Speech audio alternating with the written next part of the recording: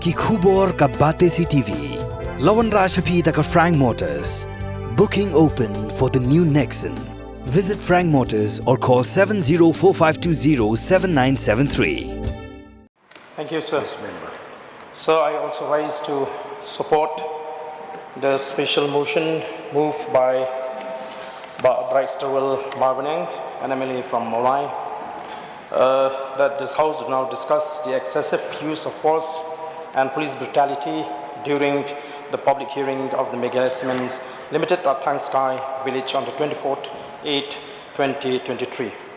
Sir, as mentioned by the mover of this special motion, I would also like to share my serious concern of what has happened in our state in connection with the police brutality.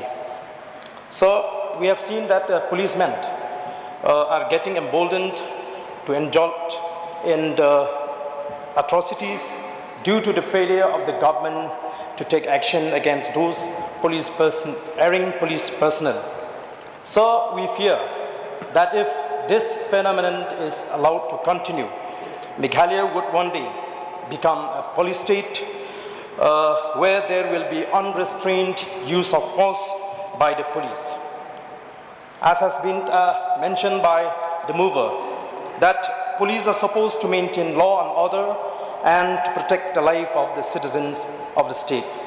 So the incidents that took place at Tangskai during the public hearing and at Shillong during the protest of the Hito on the 24th August and the 4th September respectively have truly revealed that police cannot handle even the slightest provocation. What was more disgusting, sir, was that the brutality was carried out at the behest of the industrialists who are outsiders. In a democratic country like us, no one, sir, is above the law. We have the judiciary to either condemn or justify any action committed by any person and deal with them according to the provisions of law. Therefore, sir, to cause injury to a person or group of persons is a violation of law on the different sections of Indian Penal Code and Code of Criminal Procedure.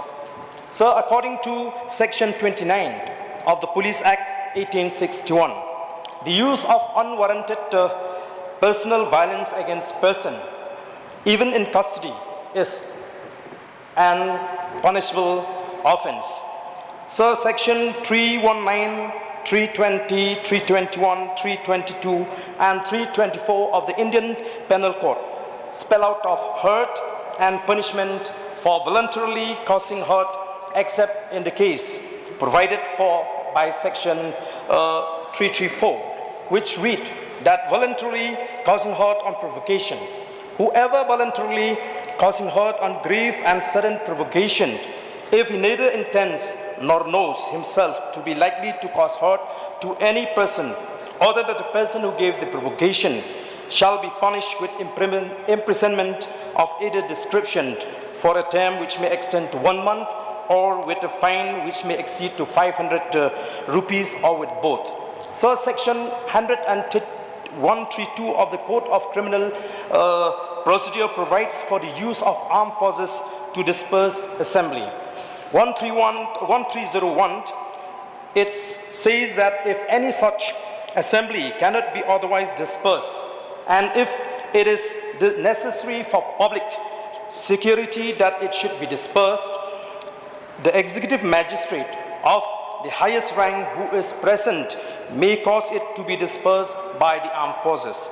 2. Such magistrate may require any officer in command of any group of persons belonging to the armed forces to disperse the assembly with the help of the armed forces under the command, and to arrest and confine such persons forming part of it as the magistrate may direct, or as it may be necessary to arrest and confine in order to disperse the assembly or to have them punished according to the law. 1303 Every such officer of the armed forces shall obey such requisition in such manner as he thinks fit. But in so doing, let me repeat this line, sir, but in so doing, he shall use as little force and do as little injury to person and property as may be consistent with dispersing the assembly and arresting and detaining such person. Sir, after having seen the media reports and video clips of the incidents that took place in these two occasions, I am of the firm opinion, sir, that the police had indulged in atrocities and excesses. Many people who were attending the public hearing at Tung Sky were beaten black and blue by the police, including the women. The manner in which the state police behave suggests, sir, that they were being bribed by the owner of the plan to ensure that there will be no opposition to the hearing. The throwing of stunned grenade at a food stall during the protest at Shillong was also another act of excesses by the police. So the question here is, who will be responsible for the harm and injury that may have caused to the innocent who happen to be around that area? Who will bear the medical expenses to those who may have suffered heart attack because of this responsible act of the police? Therefore, sir, in most of the cases, policemen were seen as lawbreakers, perpetrators of the crime, and culprits.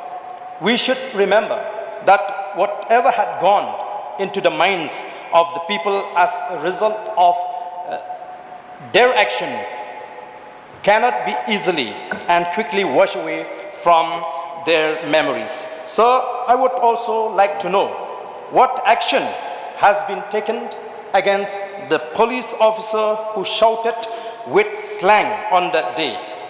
It is an accepted fact, sir, that in a community, a tribal community, especially among the Khasis, we cannot even tolerate for a common man to use slang in public places.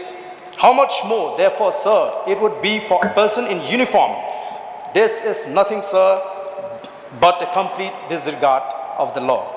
Sir, our memory is still very fresh to recollect what happened in Maulai, as had been mentioned by the Honorable representing Maulai constituency, when the police at the Wee Aw decided to kill an ailing person in cold blood. Since when that Meghalaya police have got the license to shoot at will on anyone, sir? Even the report of the inquiry commission constituted by the state government, sir, had taken a very strong exception to this. Sir, I just want to read out some of the observation of this inquiry, sir, in which in page 24, sir, it said that in my considered view, the operation was a well-laid plan, but executed poorly, recklessly, hastily, and without proper application of mind. In other words, it was a botched-up operation and failing in its objective of apprehending the deceased alive, who could have given valuable information to the police about the subversive activities of the proscribed HNLC outfit. The fact that by undertaking such reckless operation, the team completely lost sight of the possibility of harming the family members of the deceased, who were never accused of having anything to do with the nefarious activities of the deceased he was charged of. If the primary objective of carrying out the operation was to capture the deceased alive, the manner in which the raid was conducted unnecessarily gave rise to the impression that was not so. This is most unfortunate. So, moreover, the report says that I do not propose to burden this report with such contentious in view of my above findings. For example, I do not propose to discuss the other evidence available on record to determine as to whether witness number 4 mowed down the deceased intentionally or in self-defense, since the material I could derive from the statement of the 3 state witnesses are sufficient for me to arrive at my above findings about the culpability of the tactical team 1 in the manner in which they carried out the operation. The remaining issues are best left to the judicial criminal court to decide. Therefore, sir, based on this report, it implies that the police who conducted that raid at Maulai are culpable of homicide, sir. Sir, therefore, in the light of the above mentioned facts, sir, I would strongly urge upon the government to take strong action against all those police personnel who are involved in these two separate incidents, sir. With these few words, sir, I resume my seat. Thank you, Abba.